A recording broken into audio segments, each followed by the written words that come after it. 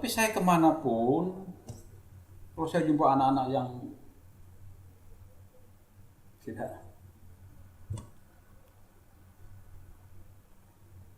yang kehidupannya kira-kira ini saya sampai hati. Pasti saya bantu. Sampai hari ini.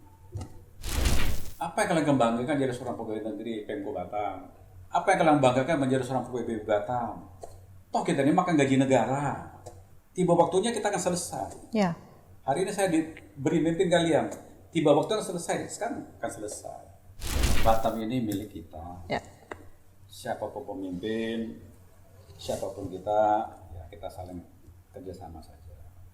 Siapa pemimpin besok kita yang kasih masukan, nah begini ya begini.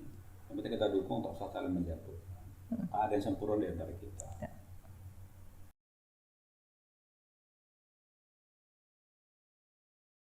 Kekuatan terbesar seorang pemimpin adalah menginspirasi dan memotivasi orang lain. Hal ini disampaikan oleh Albert Einstein. Kita juga ingin tahu seberapa besar menginspirasi dan juga memotivasi khususnya di Kota Batam ini. Kali ini kita akan ngobrol bersama dengan Wali Kota Batam 2 periode, Haji Muhammad Rudi. Apa kabar Pak Rudi sore ini? Assalamualaikum warahmatullahi wabarakatuh. Waalaikumsalam warahmatullahi wabarakatuh. Sehat gembira selalu. Ajib itu, makanya selalu awet muda ya Pak ya? Awet muda ya? Awet muda. 62. Udah 62, nggak terasa ya Pak ya? Pak Rudi, perjalanan 2 tahun ini luar biasa, cukup banyak sekali. Sampai orang mengatakan bahwa seorang Rudi itu adalah bapak pembangunan dan ekonomi Kota Batam. Tapi sejauh ini kita belum akan bahas ke sana. Kita ingin tahu seorang Rudi kecil, sampai akhirnya bisa duduk menjadi seorang pemimpin dan membawa Batam ini harum namanya hingga internasional. Seperti apa dulu waktu kecil? Sepertinya tak terbayang juga ya. Baiklah, saya mulai dulu. Assalamualaikum warahmatullahi wabarakatuh. Waalaikumsalam.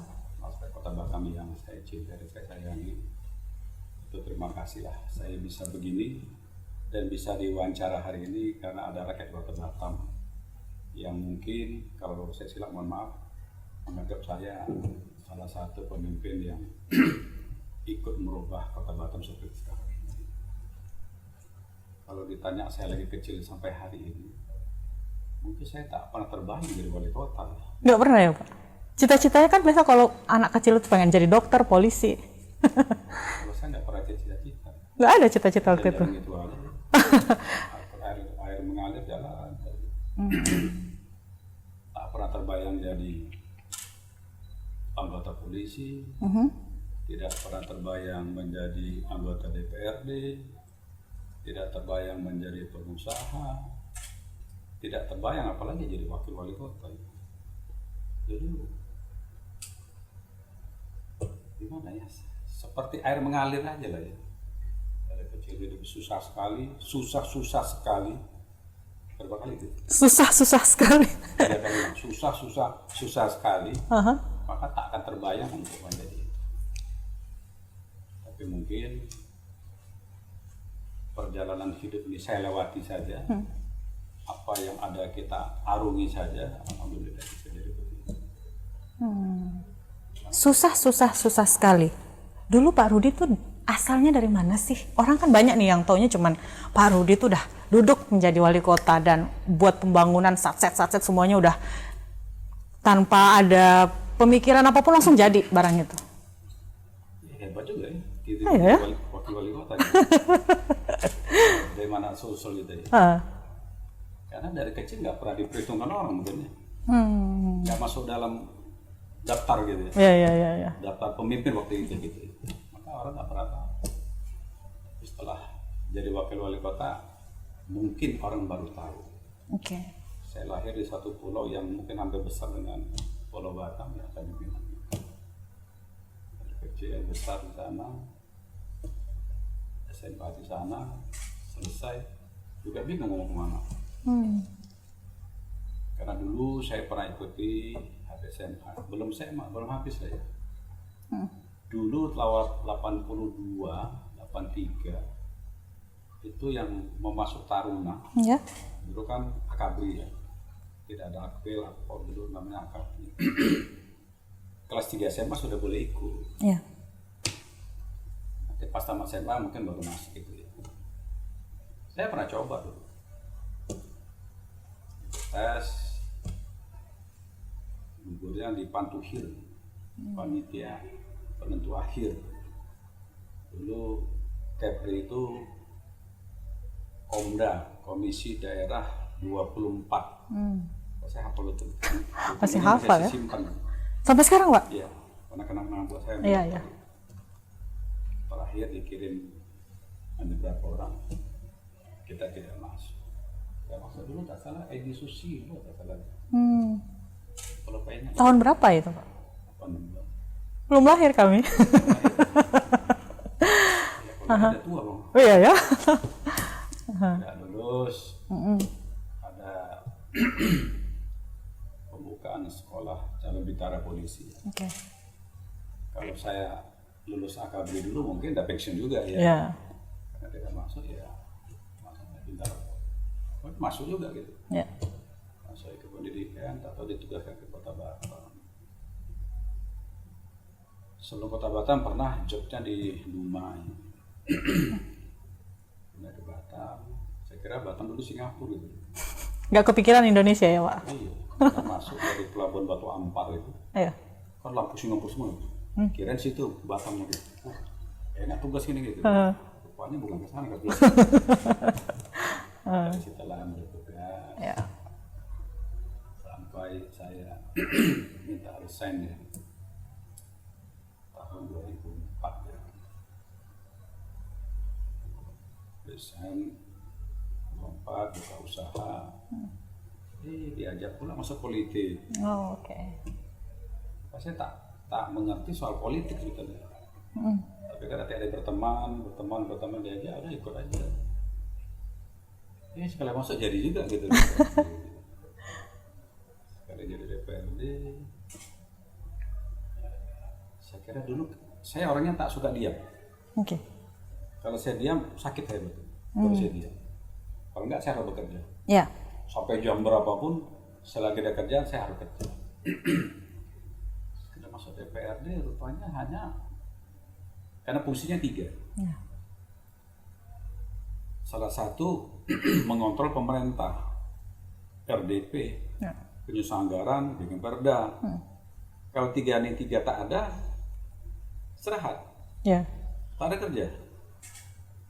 Saya kan tak bisa sakit kalau segitu. Iya. Bingung juga rupanya kerja DPRD. Saya kira dulu hebat DPRD disegani orang gitu. Biasa aja, oh begini kerja. Setahun lebih diminta jadi wakil wali kota. Waktu itu di Kota Batam DPRD. Kota Batam. Di Partai PKB. Oke. Diajak maju jadi wakil wali kota satu. Jadi apa lagi gitu. Dunia baru ya, Pak? Semua saya diajak, bukan dari saya. Tidak ada dari ide saya kecuali wali kota. Oke. DPRD saya diajak, masuk. Tak lama saya angkat jadi ketua. Rupanya jadi ketua ini pusing juga rupanya. Uang masuk tak ada, uang keluar semua gitu. Iya, iya. Nah, tapi kita ikuti saja. Iya. Setelah DPRD diminta saya tak sebenarnya untuk jadi wakil wali kota. Lagi wakilnya kerja apa pula lagi ya? Iya. Nah, saya tak paham hal ini. Udah ikut aja gitu. Bawa lang ada ke pusat, direstui. Iya. Rupanya kalau jadi calonnya harus pandai ngomong ya. Iya. Saya dulu ngomong agak susah. Karena agak minder gitu. Tiap hari suruh ngomong, pusing juga dengan. Lama kita belajar organisasi. Setelah jadi wakil wali kota, pokoknya wakil ini tugasnya membantu Iya. orang nomor 1. Iya. Tak boleh ngambil keputusan dan kebijakan. Kalau menunggu ya kita nunggu lah. Kalau tak ada kasih kerjaan, ya pagi duduk sampai siang aja gitu. Lama-lama jenuh juga ya. Karena Bapak orangnya aktif ya? Karena saya basicnya ada pengusaha, Iya. maka kalau tak ada kerjaan saya pergi cari kerjaan. Iya. Itu supaya saya lebih dikenal oleh masyarakat. Pertama saya jadi wakil, kan masyarakat tidak tahu siapa saya.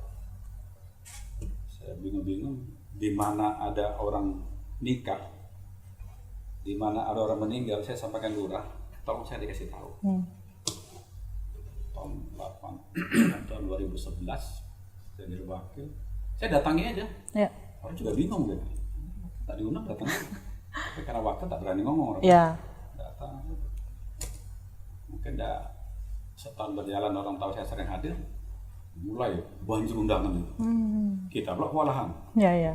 Tapi saya hadir aja. Hadir. Dan kalau tak ada kerja, saya urus bisnis. Kalau tak ada kerja juga bisnis, biasa saya turun ke lapangan cek-cek permasalahan lapangan. Tapi keputusan tetap di Pak Wali, itu Pak Mandar. 5 tahun berjalan, tahun keempat, karena ada proses pembukaan untuk kepala daerah. Saya coba aja. Karena itu kemauan saya sendiri, bukan permintaan. Kalau wakil dulu permintaan, DPR permintaan, tapi Pak Wali permintaan saya sendiri. Karena makanya 5 tahun saya menjadi wakil. Maju, jadi juga sama Amsaka. Periode pertama periode pertama masuk periode kedua sampai hari ini. Sampai hari ini. Yang sebulan lebih lagi akan mengakhiri purna tugas sebagai wali kota. Perjalanan seorang Rudi dari Rudi kecil sampai dengan duduk menjadi wali kota 2 periode. Pernah nggak sih Pak waktu kecil itu nggak kerjain PR, bolos gitu? Kan orang biasanya melihat sosok pemimpin itu wah luar biasa gitu. Tapi mungkin ada sisi yang bisa dibagikan juga ke pendengar kita dan juga pemirsa. Bahwasanya kehidupan ini memang ada saatnya kita ya ada happy-nya, ada kadang perjalanan yang bisa dibagikan seperti itu Pak. Tapi jangan ditiru ya. Karena ini tidak bagus ini. Saya tidak pernah belajar. Oke. Masuk sekolah, pulang ya udah selesai. Kerja lain. Nanti mau ujian, baru kita belajar. Itulah kehidupan saya. Dari SD? Iya.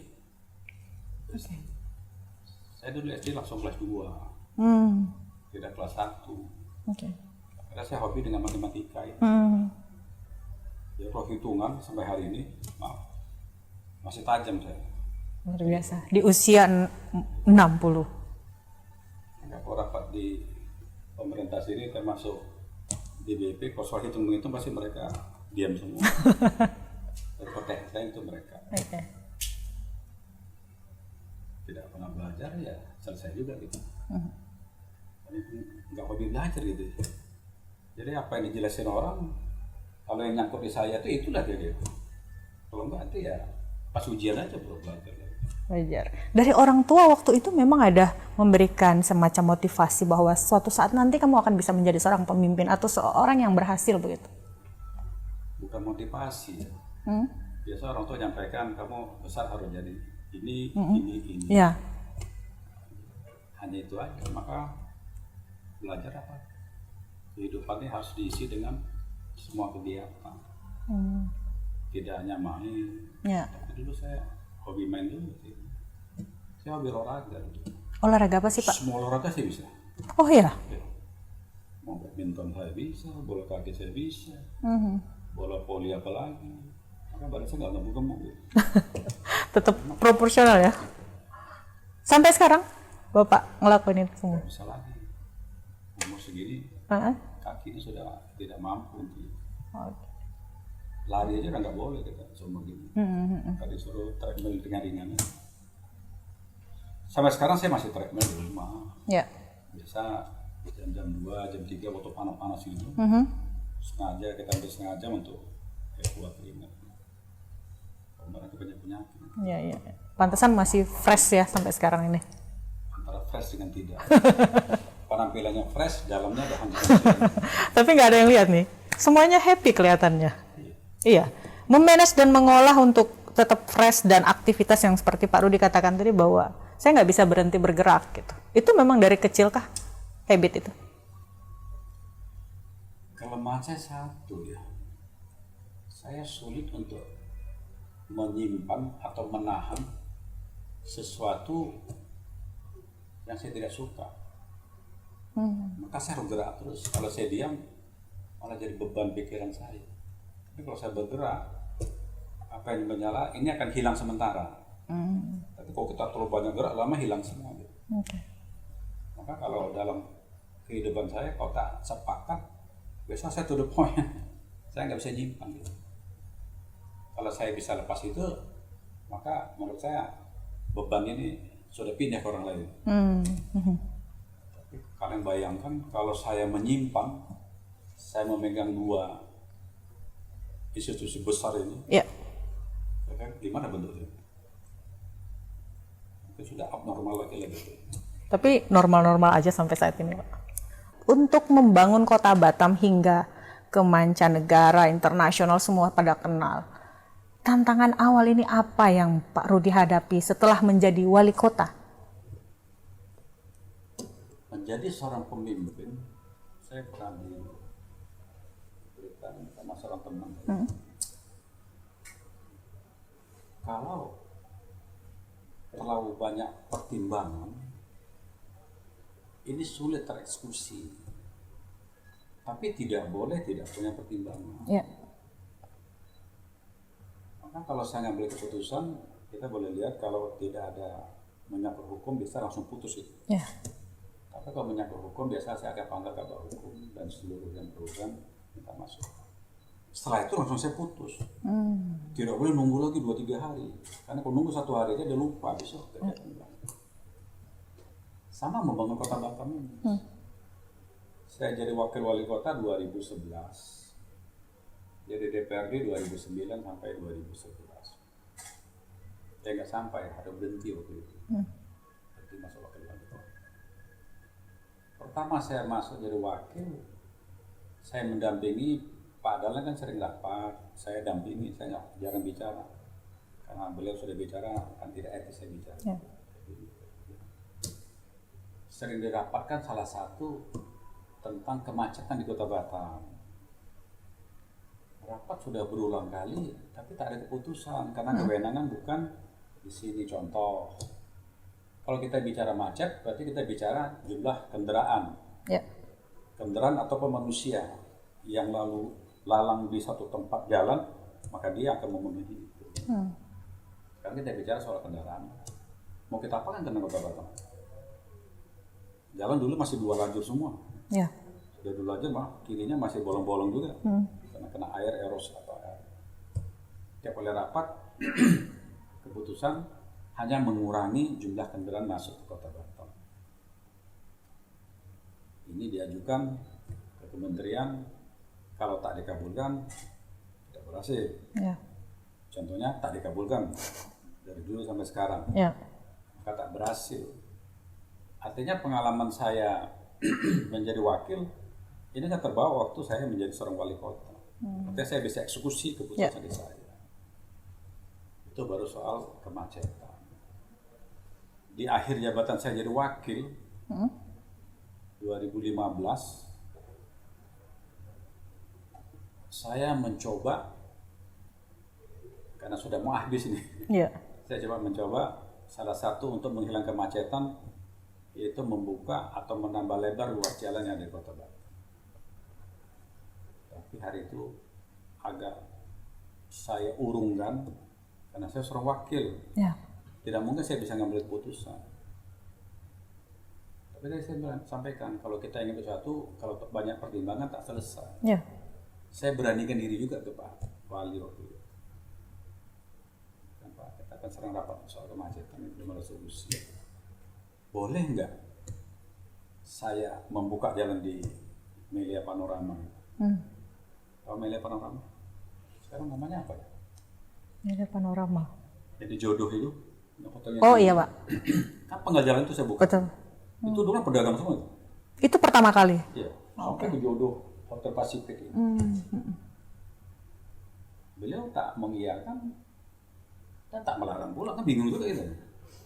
Artinya apa? Artinya saya berpendapat dia tak larang, silakan kamu lakukan. Ya. Kalau bisa ada masalah, tanggunglah sendiri. Tanggung sendiri. Karena saya orangnya gimana ya, nggak bisa diam juga. Udah, ambil aja keputusan. Toh saya terakhir juga ini. Ya. Kalau bisa ada masalah ya nggak usah maju wali kota. Selesai. Saya coba menyusun kekuatan, kepala dinas saya panggil semua yang ada hubungan. Yang pertama, saya kumpulkan seluruh mereka yang ada jualan pinggir jalan itu. Itu juga, saya kan sipil. Ya. Kalau saya kumpulkan besok mereka nggak mau, susah saya selesaikan. Saya minta bantulah kepolisian, dan waktu itu saya baik sekali dengan dan Lanal. Saya telepon beliau, saya mau ketemu. Ya. Ketemu, saya sampaikan saya mau buka 2 jalan ini, ada solusi nggak? Kan Bapak lebih paham. Lebih paham gini, saya butuh pengamanan Bapak gitu. Ya. Boleh tak Bapak pakai baju seragam, nanti saya kumpulkan semua itu. Supaya mereka bukan apa, tahu oh ini angkatan laut, ini polisi. Bapak bicara dulu, lebih semua macam, nanti baru saya masuk Pak Polisi. Kumpulkannya di hotel yang tutup sekarang itu. Dulu Hotel Mandarin.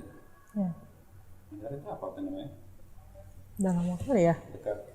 Sekarang tutup, disita sama pemerintah. Situ lah rapatnya, karena uang tak ada. Kan uang kegiatan wakil nggak ada nih. Saya minta bantu lah Satpol PP. Waktu itu Pak Yaman Tohari. Ya gimana saya wari bisa murah sih? Oh ya. Saya tidak bebankan pada pegawai. Oke. Karena saya wakil, saya nggak boleh memerintah itu. Dapatlah sewa murah sekali waktu itu, hanya 1 juta berapa ya? Itu hampir 1.000 orang pedagang. Responnya mau bilang bagus sih, mana ya? Jangan nggak menolak gitu. Iya. Hanya diam-diam aja. Gue kan yang bicara pakai uniform gitu. Iya, iya. Oh, sama dia bisa berarti. 14 ya. 15 saya masukkan anggaran, saya eksekusi. Itulah Mele Panorama sampai ke Joro itu. Tapi saya nggak berani buka terlalu besar. Maka yang di depan Palamet itu masih ada orang dagang gitu. Iya. Itu nggak saya buka. Tapi depannya aja saya selesai 2015. Iya. Saya ikut pilkada. Jadi wali kota. Oh, langsung saya rapatkan keseluruhan. Dalam 5 tahun saya pingin dibuka ini semua. Iya. Kan agaknya selesai 5 tahun. 2020 COVID berhenti semua. Selesai. Ya ini kita nikmati hari ini. Dan 2019 Allah memberikan hadiah buat saya. Jadi kepala BP Batam. Wah, lebih enak lagi nih. Eksekusinya lebih enak ya? Eksekusi keuangannya. Oh gitu. Karena sini ada uang, sana ada uang. Tinggal dikerjakan. Pasukan dua-dua. Iya. Pasukan Pemko mungkin ada sekitar 10 ribuan, pasukan BP ada 3 ribuan. Ini kekuatan yang sangat kuat sekali. Iya. Ini yang saya padukan. Maka terjadi hari ini semua. Kalau mau diulas 3 jam tak selesai. Pak Rudi, tapi kalau dilihat tadi kan perjalanannya jadi wakil, ada banyak yang rencana-rencana yang akhirnya terrealisasi sekarang. Pada saat pertama kali duduk menjadi wali kota, apa yang terbersit di benak Bapak dalam planning untuk Kota Batam pertama kali pada saat duduk menjadi wali kota saat itu? Karena Allah berikan kepada saya ada satu prinsip. Kalau saya bisa membuat orang bahagia, hatinya senang sekali. Okay. Kalau saya bisa membuat orang bahagia, hatinya senang. Kenapa bisa orang bahagia? Maksud saya punya posisi, saya pejabat negara, saya dibekali dengan keuangan, saya dibekali dengan SDM, saya dibekali dengan lain-lain. Artinya saya bisa berbuat. Yeah. Kalau tak berbuat berarti bodoh saya ini. Uang udah dikasih, gue nggak dikasih, masa tak buat? Yeah. Kalau tak buat berarti sia-sia. Allah tidak suka dengan orang yang mensia-siakan kesempatan ini. Artinya kalau saya mau cari pahala kan besar itu. Yeah. Saya bisa bantu orang, saya pahala. Maka maaf saya jadi riak ya. Tapi saya kemanapun, kalau saya jumpa anak-anak yang tidak, yang kehidupannya kira-kira ini saya sampai hati. Pasti saya bantu. Sampai hari ini. Ada orang masalah yang saya bantu, pasti saya bantu. Memang qadar Allah kepada saya itu ya. Yeah. Dan itu saya lakukan. Apalagi saya jadi wali kota, saya punya semua itu saya lakukan. Maka mungkin ada sebagian orang melihat saya memindahkan saudara kita pinggir jalan mungkin kejam gitu ya. Tapi saya menilai tidak. Kalau kota ini penduduk 1,3 juta, kalau ada yang sampai kehidupannya tidak bisa saya selesaikan agar jadi dia sejahtera, semakin dosa gitu. Coba kita renungkan. Kalau saya tidak mengambil kebijakan, terjadi ekonominya masalah, siapa yang akan menanggung? Pasti kepala dinas saya tidak akan ikut, pasti wali kota jadi masalah. Maka saya sudah punya pikiran, hari ini saya diberi tanggung jawab penuh untuk mengelola kota Batam. Maka apapun harus saya ambil. Kalau kita pernah mendengar pidato Pak Soeharto, dalam menjadi seorang pemimpin, kita tidak mungkin bisa membagikan semua pihak. Ya. Katakanlah ada dua pihak yang berseteru soal kepentingan. Kalau kita jadi seorang pemimpin, kita pasti harus mengambil keputusan. Ya. Kecuali duanya mau menyelesaikan. Kalau tidak mau, keputusan apa mau kita ambil? Beliau di bukunya menyampaikan, beliau sering mengambil keputusan yang jumlahnya lebih besar dan sesuai dengan kebutuhan dan aturan. Kalau dia ada 50 orang, yang 20 tak mau, 30 mau, jalan. Karena kalau enggak akan jalan. Dalam psikotes kita jadi kepala daerah, itu psikolog ada nanya kan ini. Dialognya itu, kalau Bapak saya seorang pemimpin ada masalah, kira-kira Bapak ambil keputusan enggak? Kalau sampaikan tidak, mungkin psikotesnya gugur. Ini saya contoh tadi, ini contoh yang biasa. Iya. Kalau kita contoh perseteruan, ada orang berkelahi kelompok, tindakan apa mau kita ambil? Apa biarkan saja? Kalau biarkan saja banyak yang celaka, banyak meninggal. Kalau kita mau ambil, pasti ada jadi korban. Tapi kalau tak kita ambil, malah besar dosa kita. Kita ambil. Lebih bagus, maaf, yang luka 3 daripada luka 100. Akibat terlambat kita mengambil satu keputusan. Maka itu yang saya ambil hari ini. Maka kalau saudara kita yang yang pinggir jalan ini, kalau ada pekerjaan saya, tindakan saya, kewenangan saya, sampai harus memindahkan mereka, saya tidak punya niat melukai atau mencederai atau mengsengsarakannya, tidak. Kalau mereka berpikir kembali, kota ini saya bangun hari ini, salah satu akibat dari proses pelebaran jalan ini. Sekarang semua orang mau ke sini, semua orang menginap sini, seluruh DPR se-Indonesia mau studi bandingnya ke sini. Dulu sebelum kita buka, sulit sekali, hotel banyak kosong, okupansinya mungkin tak sampai 40%. Saya tanya hotel, dengan penuh jumlah berapa kamar laku baru bisa nutup. Okupansi lebih kurang 60%. Kalau enggak nutup. Dulu enggak sampai. Tadi saya baru buka acara sosialisasi pajak. Target Bapemda, dulu dipena nama Bapemdanya, BPK apa ya? Badan Pendapatan Daerah itu hampir 145%. Berarti melebihi target 46%. 2024. Maka APBD Kota Batam hari ini hampir 4 triliun 50 miliar. Lebih tinggi dari provinsi. Nggak ada sejarahnya. Baru ini. Makanya seluruh yang saya bangun ini, saya hanya punya pikiran kelompok besar nih yang benar, kelompok kecil juga benar, tapi ini harus diselamatkan. Tidak boleh ini. Kalau memang harus ambil kebijakan. Kalau tak mau biarkan saja. Tapi kamu jangan ambil. Coba kalau saya tak buka. Ada dilematis nggak sih Pak dalam hal ini?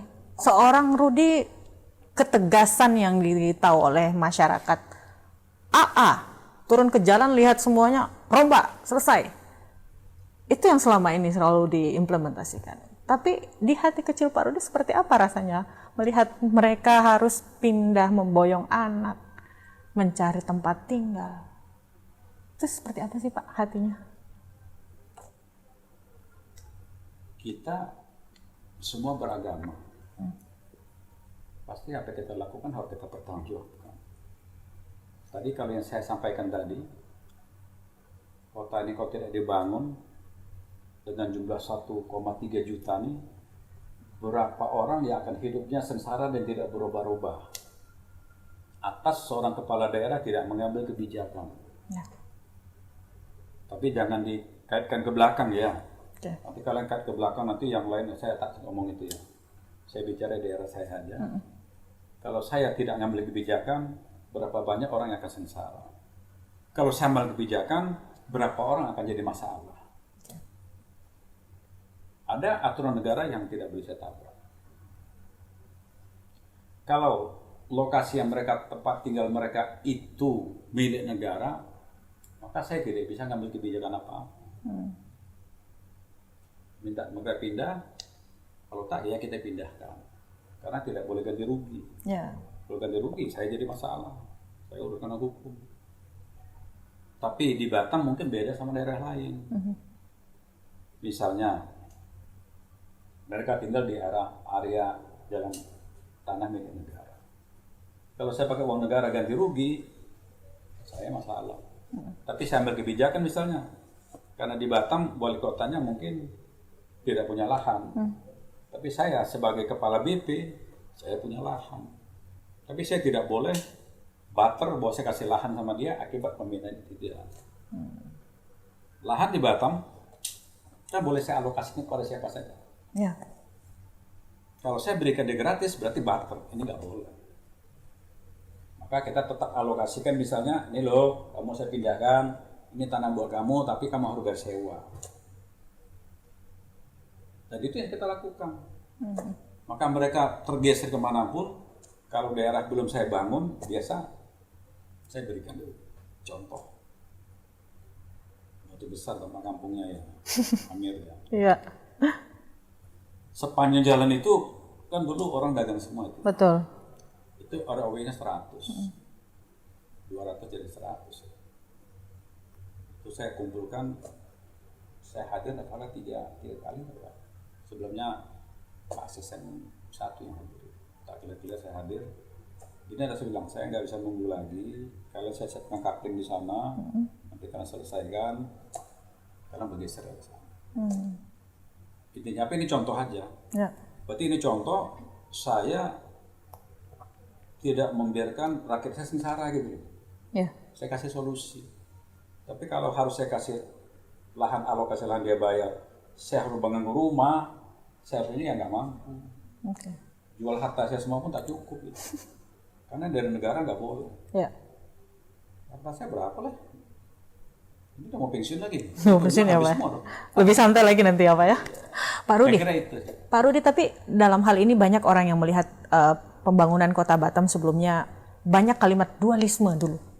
Dualisme, ada PP Batam, ada Pemko Batam. Menyatukan dua ini akhirnya menjadi adik-beradik yang seiring sejalan, itu triknya gimana sih Pak? Kan tidak mudah nih, banyak kepala yang harus disatukan pada saat itu dengan kepala seorang Rudi. Saya kira bukan dualisme. Pemerintah daerah dengan undang-undangnya dulu 32, sekarang kita balik ya, 32 jadi 23. Dulu 32, sekarang jadi 23, 2014. Sudah ada aturannya. BP dengan undang-undang dan peraturan pemerintah. Okay. Apa tugas hak kewenangan BP dan ada menjadi kewenangan Pemko juga.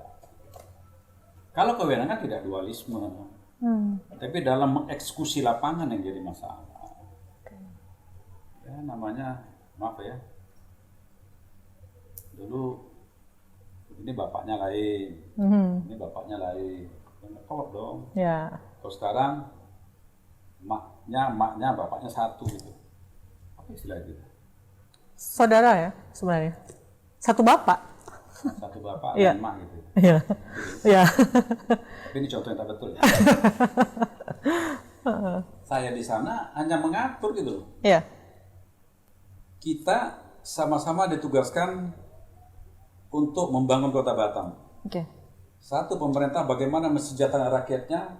Yang satu, bagaimana menghidupkan investasinya. Kamu tak kolaborasi aja. Kalau yang bisa kolaborasi kan selesai. Ya. Itu yang saya ajak mereka. Apa yang kalian banggakan jadi seorang pegawai negeri Pemko Batam? Apa yang kalian banggakan menjadi seorang pegawai BPB Batam? Toh kita ini makan gaji negara. Tiba waktunya kita akan selesai. Ya. Hari ini saya diberi mimpin kalian. Tiba waktunya selesai. Sekarang akan selesai. Bagus kita kolaborasi aja. Ngapain ribut? Tidak perlu kita ribut. Kamu sehebat apapun, kalau tak dipakai besok, kamu kan jadi tak hebat. Tapi kalau kamu buat sesuatu peninggalan yang bagus, akan dikenang. Mari kita rencana bersama-sama. Maka mulai itulah kita coba rencanakan. Itu tugas masing-masing, jangan egois. Kalau egois susah. Karena dulu tak ada pembangunan, maaf, DBP lebih banyak tidak membangun infrastruktur. Di Pemko tak siap uangnya. Ya. Maka saya coba membangun selama 2016 sampai 2021, periode pertama saya wali kota, itulah Nagoya dan sekitarnya. Kalau BP saya masuk, kenapa uangnya tak kayak kita bangun? Pak, tusi kita investasi. Jalan ini dibangun karena untuk investasi enggak? Ya. Kalau enggak potongan jalan. Masih jalan tak investasi, menurut saya berhenti. Kalau berhenti berarti ini kepentingan investasi, enggak bangun. Baru terbuka semua ya Pak ya. Oke. Satu hal berarti dalam hal ini Pak Rudi yang bisa kita renungi dan ada maknanya sebenarnya, kolaborasi dan keteguhan untuk bisa mewujudkan ini semua adalah kerjasama ya Pak ya. Kerjasama dan ego sentral ini yang harus dihilangkan. Seperti itu ya Pak. Tapi kita ingin tahu lebih banyak lagi pendengar dan juga pemirsa RRI Net dimanapun Anda berada. Ada satu hal yang membuat kita juga terkesima melihat seorang Rudi bisa mengangkat perekonomian Kota Batam dari pandemi COVID-19 yang sangat anjlok menjadi satu yang keberhasilan yang luar biasa melebihi dari Kepulauan Riau. Seperti apa sebenarnya perjalanan untuk mengangkat semua ini? Kita akan bahas lebih lanjut lagi. Pak Rudi itu gimana sih caranya? Karena kan pada saat pandemi itu semua tiarap ya Pak ya? Tutup semuanya. Pak Rudi pun udah kemarin itu luar biasa untuk pergerakannya seperti apa sampai bisa bangkit dan naik sampai saat ini. Sampai saya kena COVID 78 kali. Iya ya. Presiden datang, di swab, pasti COVID. Berarti dalam hidup saya waktu itu COVID terus itu. Karena turun terus ya Pak? Potong rambut gak berani. Dulu rambut saya panjang jadi, karena tak berani motong itu. Rambut pun aslinya jadi Agak gondrong ya? putih semua gitu. Tapi rupanya hasil perjuangan itu hari ini kita nikmati. Ada satu hal ya, mungkin saya pun kok saya berani waktu itu ya. Iya. Semua daerah tutup, termasuk daerah investasi untuk industri-industri. Iya. Saya masih ingat di provinsi waktu itu masih Pak Isdianto.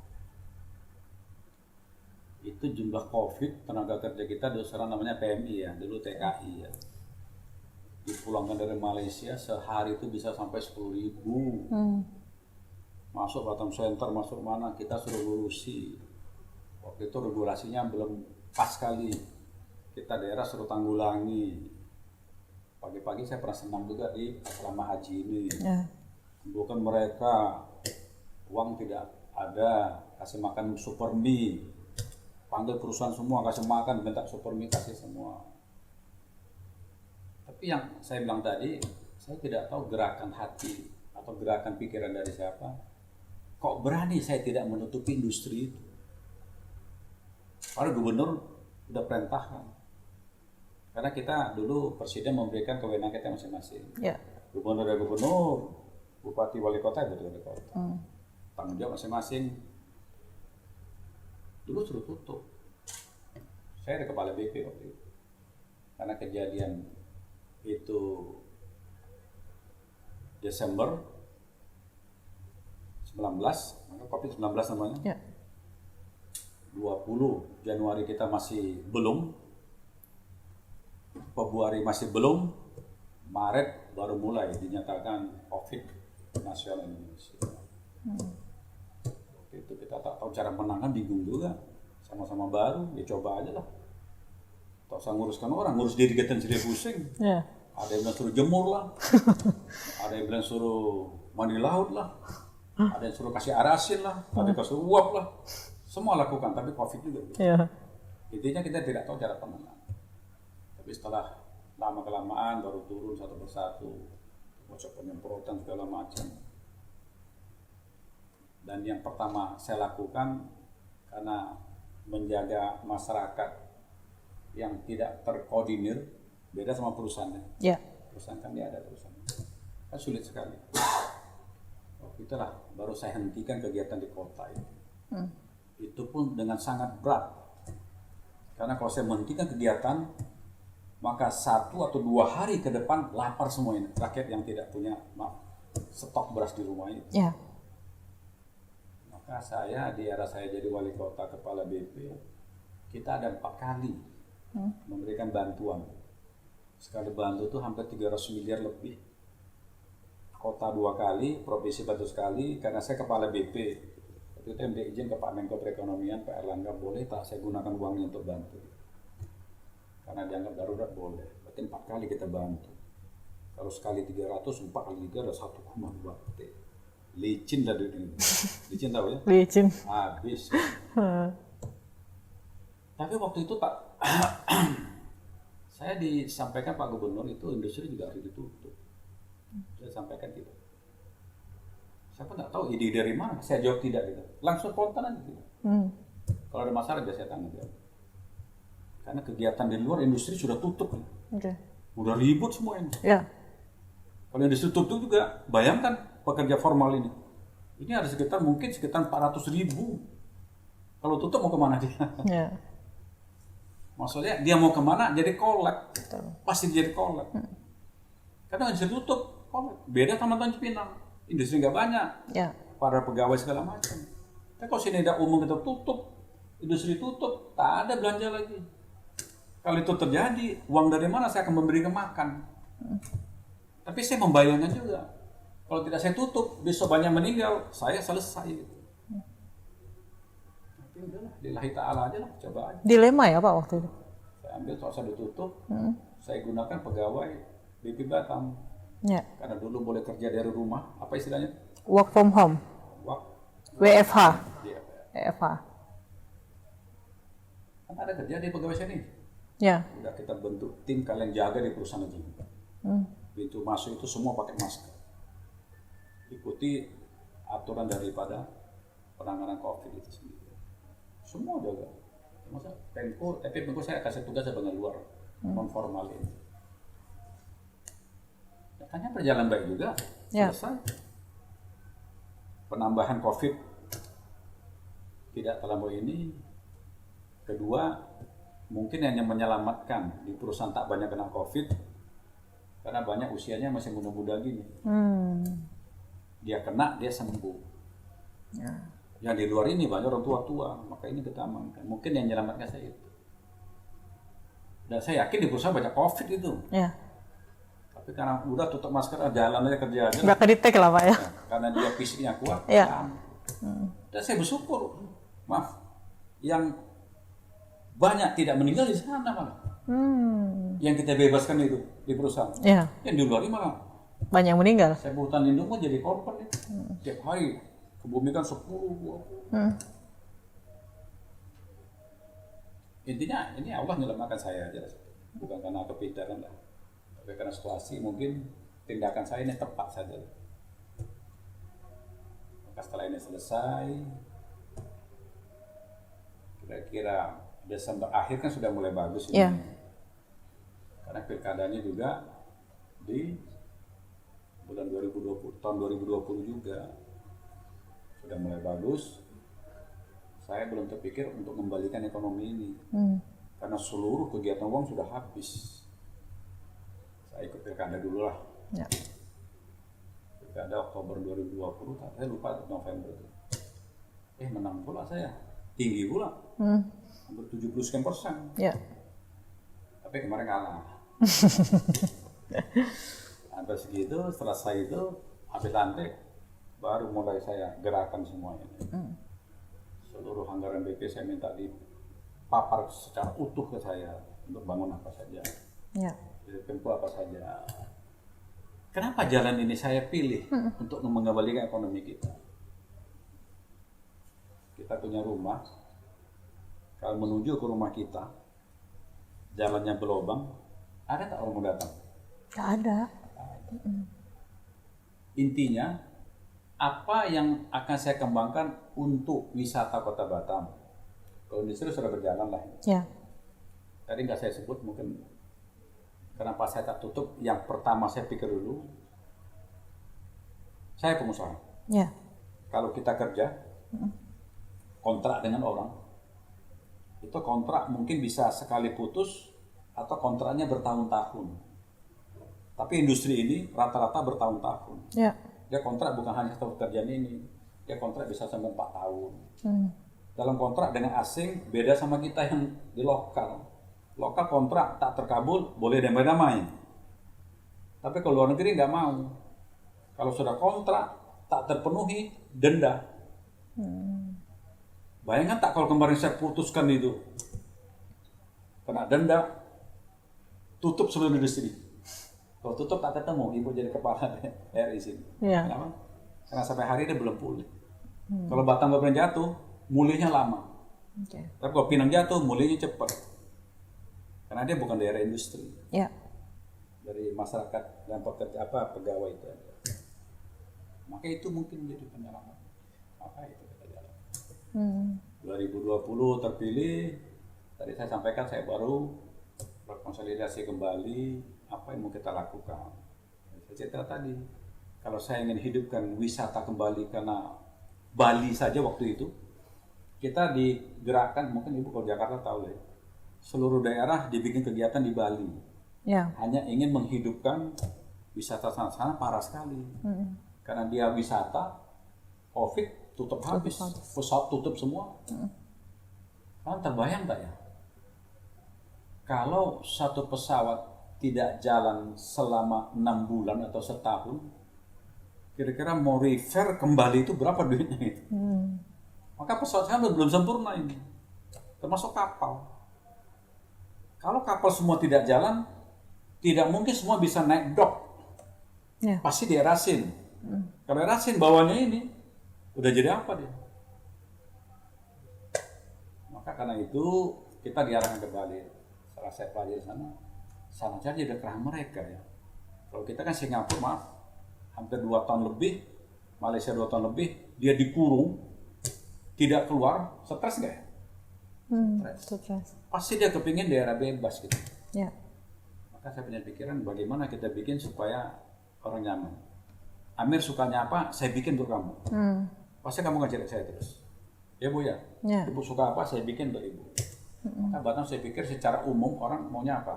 Pasti ingin menikmati keindahan. Karena dulu macet, kiri kanan maaf ya, belum tata saya tidak bilang itu nanti ada tersinggung lagi. Tapi karena tak terapi ya kita rapikan. Anggaran Pemko, anggaran BP, saya kerahkan habis itu. Yang paling cepat, ini harus diapresiasi orang Kota Batam. Dalam setahun, saya bisa buka jalan dari Simpang Pelita sampai ke Nongsa bisa saya selesaikan itu. Itu memang PPK saya luar biasa lah. Saya pun tak terpikir itu selesai. Hanya setengah maksa saja. Pokoknya mau selesaikan ini tahun 23, 23. Pokoknya jangan selesai tim ajarannya. Selesai juga loh. Tapi setelah saya pikir-pikir, berarti manusianya kalau dipaksa bisa juga Bu. Kalau enggak malah malas juga ya. Ya. Anak baru gitu ya. Kalau dipaksa saudaranya Pak udah dipanjatin kan semangat gitu ya. Artinya kalau kita mau dipaksa selesai juga. Tapi paksa tentu mengukur kemampuan itu. Ya. Tidak selesai. Saya tak terpikir selesai juga. Ya ke bandara. Saya minta Januari akhir selesai. Saya mau lihat lagi karena pengalaman kan. Ya. Kemarin malam saya ke sana, saya supir sendiri. Bundaran sudah dipakai yang dalam itu. Betul. Cepat juga berubah ini. Berarti tinggal sedikit betul Januari selesai. Karena saya kepingin jalan masuk cepat berubah. Dan saya udah paksa aja, bukan paksa, saya minta cepat sama deputi saat kedua saya. Saya minta 2025 bandara Terminal 2 sudah dibangun. Pokoknya nggak ada di kepala gitu, suruh-suruh aja gitu. Tapi suruh dengan perbuatan nyata gitu. Intinya apa? Intinya itulah saya lakukan hari ini. Maka tadi saya sampaikan di awal bahwa tadi ada acara pajak kendaraan dan pajak PBB. Tadi dilaporkan bahwa hunian hotel melebihi hampir 50%, dapatnya 145%. Kita terbayang tak waktu 2023 untuk merencanakan anggaran 2024, tadi laporannya itu perkiranya kalau 100% hari itu hanya misalnya 1 juta, berarti hari ini melebihi 145, berarti yang datang kita hitung kasarnya, ya sudah ada 450 orang yang nambah itu. Kalau ini bisa selesai utuh, kira-kira terjadi apa Kota Batam? Maka saya bilang, kalau perencanaan saya siapkan antara BP dan Pemko sudah ada, tapi itu hak mereka bukan hak saya. Tugas saya selesai. Kalau itu bagus silakan, tidak ya diganti aja. Tapi kalau jalan ini disempurnakan, saya kira kotanya akan jadi hebat. Tugas kita pemerintah hanya bangun fasum-faso saja. Kita nggak usah pikir hotel 20 lantai, bukan urusan kita itu. Tapi kita siapkan fasilitas buat mereka, untuk mereka bisa bangun. Kalau dia sudah lihat itu bagus banget, dia akan bangun. Karena dia pasti cari duit. Tapi kalau tak kita siapkan itu, mana mau dibangun. Maka tugas kita pemerintah, saya sudah sampai pegawai semua nih, BP itu. Tugas kalian mudah. Kalian siapkan fasilitas umum untuk mereka, dia anggap bagus, datang sendiri, dia buat duit itu, dia bangun sendiri itu. Contoh bandaranya. Mau diakui tak akui, kalau orang yang lama di Batam coba saya ambil, Terminal 1 yang dulu dengan desain baru kan lumayan ini. Beda. Meskipun jalannya belok-belok, tapi nampaknya kayak agak besar. Dulu kayak sempet gitu. Betul. Artinya apa? Artinya kemampuan ini mendesain itu selesai. Nah, tinggal bangun Terminal 2. Kalau tahun ini boleh bangun, kita berharap ada penerbangan langsung dari negara lain. Saya sering sampaikan beberapa acara. Hari ini baru Korea. Kemarin pesawatnya jatuh, tahu? Masih berani naik? Kan manusia takut sebentar aja. Udah seminggu udah lupa. Korea, pesawat Jeju dari sini ke sana. Belum nanti Vietnam, belum Thailand, belum mana. Ini akan kita buka. Kenapa belum buka? Karena Terminal 2-nya belum selesai. Orang belum ingin juga. Kedua, kalau saya hari ini membuat masyarakat datang menjadi happy, ini baru untuk lalu lintas jalannya saja. Kuliner sudah banyak lah. Tapi kelasnya kira-kira sudah masuk nggak? Kalau kita ingin buat orang suka, kan saya harus tahu nih. Amir, masuk kelas apa kira-kira gitu ya? Kami menengah-menengah aja lah Pak ya. Kalau menengah maka saya harus menyiapkan makanan dan hiburan yang bisa mampu kamu. Kalau tidak nggak jadi. Contoh mudah, kita lihat Singapura. Singapura semua kelas tuh ada. Dan kelas menengah ke bawah udah tak ada lagi. Menengah dia ke bawah sama dengan kita nomor 1. Maka kita ke Singapura, ini contoh bagus lah ya.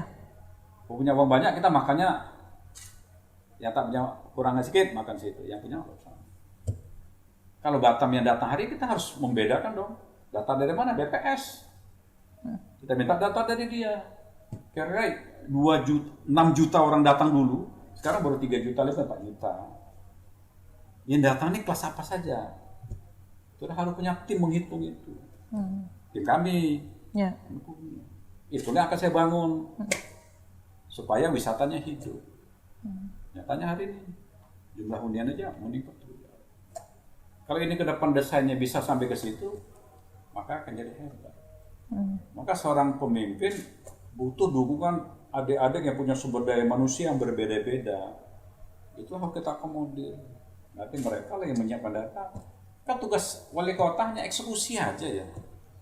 Kalau dia punya ide bagus, dia tinggal sampaikan kepada mereka punya ahli, kamu bikin ini.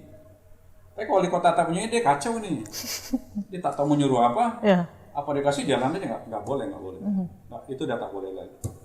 Maka dia harus menjadi seorang inspirator yang, maka sering saya sampaikan, kita semua ayo, kalau salah minta maaf. Orang yang suka menghayal, hayalan itu kalau dia bisa eksekusi 1 hari, dia akan jadi orang hebat. Tapi kalau orang yang tidak suka menghayal, dia nggak tahu apa yang bagus. Contoh, hari ini kita sudah bisa buka misalnya di Google segala macam. Kita melihat negara apa bikin apa. Itu kita mau bikin di kita. Apakah kita mencontoh 100% punya dia? Nggak mungkin. Karena kehidupan ini berbeda. Tapi kita mencontoh dia, saya bikin di sini. Baru tengah malam kita menghayal, kira-kira mau bikin apa gitu. Berarti ada gunanya ya Pak menghayal itu juga ya? Ada ya? Positif. Positif ya. Banyak pemimpin-pemimpin daerah yang sudah mulai mencontoh Batam saat ini. Beberapa wilayah yang kami kunjungi, kami tidak usah sebutkan tempatnya, membuka jalan, sudah mulai membuka jalan nih. Berarti kuncinya sebenarnya ini membuka akses jalan dulu ya Pak ya? Salah satu kuncinya sebagai seorang Rudy, sebagai pemimpin ini. Janji Allah kepada kita itu. Kalau kita memberikan laluan kepada siapapun, pahala ya. Buang duri di jalan dia pahala. Ya. Karena kita buang, orang bisa jalan. Sekarang kita cek negara maju mana yang jalannya tidak bagus. Ya, ya. Pasti bagus. Bagus, benar. Ada yang sampai 7 tingkat. Kita baru 1. Baru 1. Mau buka 2, ribut Sungai Ladiri. Tapi kebuka juga ya Pak sekarang? Hanya sebuah nama saja. Aduh. Tapi wajar lah. Ya. Ada pro dan kontra semua, tapi jalan ya Pak ya. Pak Rudy, sebenarnya tidak cukup sampai 1 jam kita ngobrol banyak tentang pembangunan Kota Batam sampai saat ini. Namun ada titip pesan nggak sih Pak untuk pendengar kita dan juga masyarakat dimanapun berada dengan perkembangan ekonomi pembangunan Kota Batam saat ini? Karena 2 bulan, 1 tahun atau beberapa tahun ke depan kita lewat jalan ini, ingatnya Pak Rudy pasti. Alhamdulillah. Ya, apa yang ingin disampaikan? Silakan. Pembangunan Kota Batam ini masih jauh lagi. Sektor apa mau kita ambil? Misalnya jalan. Ya. Jalan kan baru Batam bagian timur saja. Bagian barat belum. Apakah hidup orang bagian timur saja mau enak? Ya. Tidak boleh, sana juga selesai. Maka perencanaan sudah kita siapkan, mungkin ya saya mau bicara depan urusan saya lagi ya. Ya. Nanti terlalu jauh saya masuk, tapi udah kita siapkan lah. Itu terserah para pemimpin baru. Dengan contoh hari ini saja, separuh yang sudah saya selesaikan, separuh ini memang di jantungnya Batam sebetulnya. Ya separuh lagi bukan tidak jantung Batam. Orang nanti bangun akan jadi Kota Batam, nanti saya cerita. Kalaulah ini bisa diteruskan, hari ini pertumbuhan ekonomi kita 2023 7,04. Prediksi saya, mudah-mudahan kalau salah minta maaf lah ya, karena saya tidak menghitung itu, orang BPS lah. 7,5 ini tercapai menurut saya. Karena sudah tidak bisa nih 2 digit lagi. Karena kemarin lonceng terlalu jauh ini. Lonceng sudah terlalu jauh ini. Dengan hasil laporan pajak tadi, menurut saya ini akan naik. Ya. Karena kalau target kita bisa sampai 4 triliun, tercapai berarti ini akan naik. Apalagi kebijakan saya di tahun 2025, nanti ada 118 wajib pajak khusus PBB ya. Saya bebaskan ya. Jadi nanti masyarakat Kota Batam yang punya pendapatan di bawah angka yang telah disebutkan, itu akan dibebaskan.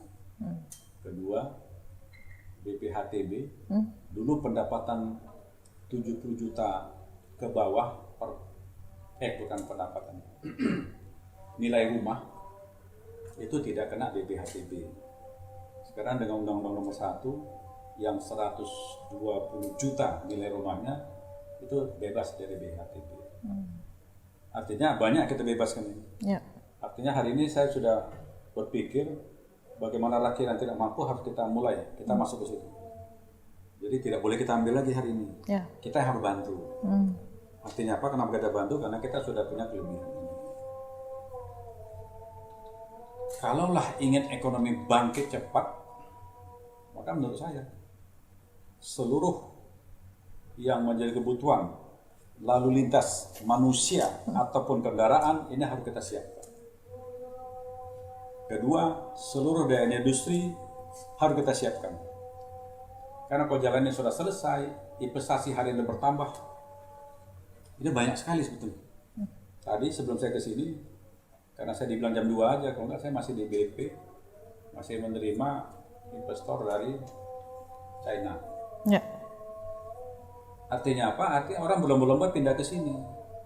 Apalagi nanti kalau Pak Presiden merestui tentang salah satu komponen Apple, itu akan dibangun, bukan bangun, dia menyewa ya, di samping bandara itu.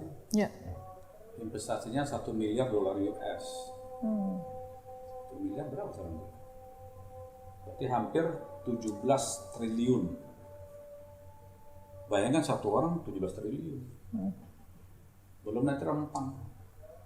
Kalau bicara rempang mungkin ada yang sepakat, ada yang tidak ya. Ya. Tapi perlu diingat, jembatan Rempang itu dibangun dari tahun 92 sampai 98 baru selesai. Kalau Rempang tak dibangun, apa fungsi jembatan 5 ini? Kalau udah 98 kita anggap yang terakhir selesai, sekarang sudah 2024, berapa tahun jembatan itu? Berapa tahun? Berapa tahun itu ya? 20? Kayaknya hitung-hitungan Pak Rudi lebih bagus daripada saya. 20 berapa? 26? 29. Kira-kira jembatan sudah seusia gitu, berapa lama lagi bertahan? Kalau terjadi sesuatu, biaya dari mana mau diperbaiki? Tapi kalau sana fungsi lahan bisa kita gunakan, kan ada feedback masuk kepada pemerintah, baik pusat atau daerah. Kedua, kalau tanah sana difungsikan, kalau ada masalah jembatan, pusat akan tangani. Tapi kalau besok enggak, jadi terserah daerah, hari ini usah BP. Bautnya tiap bulan hilang 10, hilang 3, hilang 6. Ngeri juga ya jadinya nanti. Nah, jangan lewat situ lagi. Faktanya demikian. Ya. Mau diapain? Tak usahkan jembatan. Tutup besi, parit aja besi, bukan semen, besi. Hilang. Ini kata Pemko. Depannya hilang semua. Tempat Pemko ada satpol, hilang. Hilang. Sana nggak ada orang. Lebih hilang lagi. Dulu pernah kita survei, itu tiap tahun turun jembatan tuh kemereng itu sekian derajat. Atau dulu pernah saya larang. Itu rupanya manusia atau kita ini larang suka tak aneh juga ya. Kayaknya harus jaga situ ya. Makin dilarang makin datang. Ngumpul orang jaga, Satpol PP berapa orang satu shift? Misalnya satu peleton 30 orang. Satu hari hanya boleh 8 jam. Berarti satu hari 3 shift. Kalikan 30, 90 orang. Harus serap satu. Karena dia harus serap juga. Nah, bayangkan, menggaji 120 orang untuk jaga itu aja. Sulit. Maka intinya kita ingin itu ada hasil ekonominya. Lepas dari penanganan. Maka jangan dibawa-bawa ke sana gitu. Ya.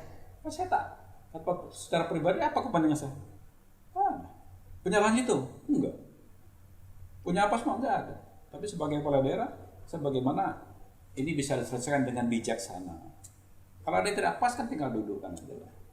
Dan maunya dua belah pihak ya saling ngerem lah. Ya. Jangan sampai nanti jadi benturan yang dibawa Pak Rudi lagi. Kemarin saya tak ikut, saya juga dibawa lagi. Karena saya sudah mau berakhir. Bukan saya lepas tanggung jawab, tidak ya. Saya kepingin itu selesai. Ini Rempang perlu saya cerita biar kita tahu. Kalau ini bisa diselesaikan, ini Batam nih akan kaya raya. Dan sana akan menjadi satu kota baru. Di luas lahan lebih kurang 17.000 hektar. Desainnya secara utuh. Tidak kayak kota Batam. Kota Batam desainnya dulu hanya infrastruktur jalan dan lain-lainnya. Tapi kotanya nggak didesain. Ke sana kan nggak desain. Sampai bentuk bangunan segala macam akan didesain dan siapapun yang menguasai harus bangun seperti itu. Jadi kota baru ya. Ya. Kalau Batam kan baru kemarin, saya jadi wali kota, saya ajukan rencana detail tata ruang ke kementerian, dulu masih Kementerian ATR, sekarang udah dipisah. Maka Batam sudah punya aturan itu. Maka kalian kalau lihat hari ini ada izin baru untuk membangun seluruh lokasi yang dipikir jalan-jalan utama itu tingginya tidak boleh lagi di bawah 5 lantai. Kenapa saya kunci 5 lantai gitu? Supaya saya kepingin bangun, dia bangunnya yang anu gitu loh. Tapi rupanya memang dia juga 5 lantai juga gitu loh. Contohnya Batam Center ini, nanti bangun 5 aja. Dulu kita bikin itu supaya dia bangun lebih dari 5, kan tak mungkin ruko lagi. Tak mungkin ruko lagi. Terus jadi ruko juga rupanya. Itu Allah berikan akal bagi kita ini. Kalau Batam ini bisa kita jadikan semua sampai ke bandara, bangunan di atas 5 lantai.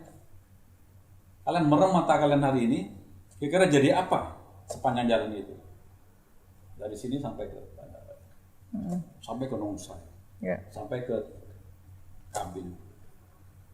Ini saya lakukan tidak lain untuk menyimbang. Kalau Rempang Allah izinkan selesai, karena sana diajukan pada kita cantik sekali. Kalau Jakarta mana Bu? SC apa? SCBD. SCBD. Kan bagus sih jalannya, bangunannya. Ini akan jadi Rempang ini. Mungkin dalam waktu dekat, salah satunya kita akan MOU dengan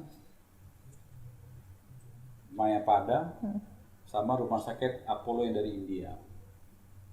Saya berharap di akhir bulan ini itu bisa kita eksekusi, karena saya kepingin juga meskipun sudah akan berakhir, saya kepingin punya rumah sakit yang bertaraf internasional. Dan saya kepingin juga nanti dalam perjanjian itu kita berharap nanti dia akan bangun sendiri, ada bangun satu kampus khusus kesehatan, khusus kedokteran. Tapi kualitasnya harus internasional. Bocorannya di mana sih Pak nanti?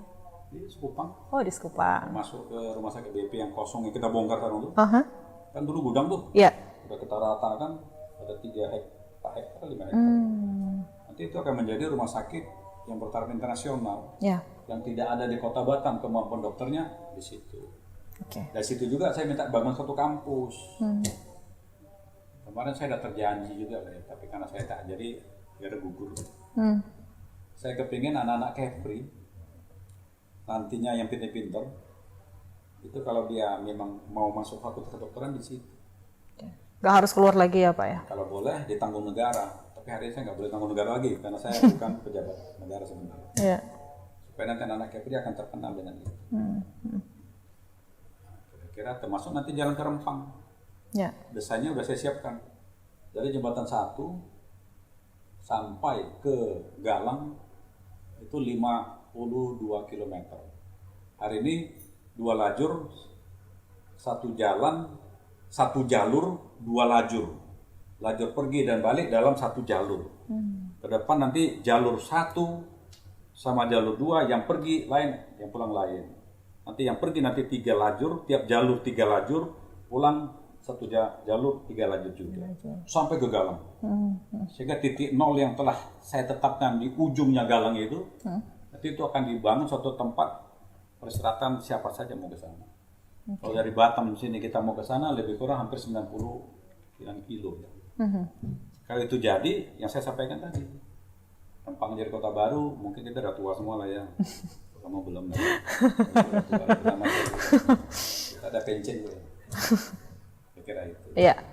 Terakhir Pak Rudi, ada kalimat yang ingin disampaikan untuk warga Batam? Kalimat terakhir, berarti satu aja kalimat itu. Kata mungkin atau ada beberapa pesan lah. Batam ini milik kita. Siapapun pemimpin, siapapun kita, ya kita saling kerjasama saja. Siapa pemimpin besok kita yang kasih masukan, nah begini ya begini.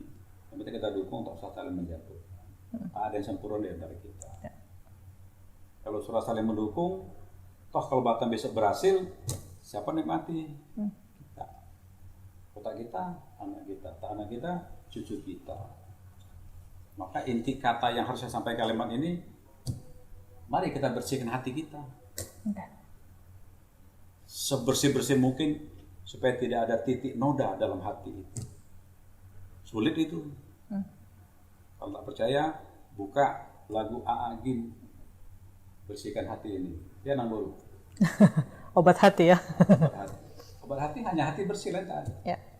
Kalau tidak bersih pasti kita tidak pernah mencurigai orang, mengagap orang. Orang buat jahat, udahlah, biar Tuhan aja balas itu. Maka saya titip pada diri saya, mari kita bersihkan hati supaya kita kompak bersatu membangun kota Batam, Rempang dan Galang. Harus sebut ini. Ya. Kalau Batam itu buat Batam aja. Batam berpangkat untuk menjadi satu kota modern. Kota menjadi kebanggaan kita. Terima kasih. Assalamualaikum warahmatullahi wabarakatuh. Waalaikumsalam.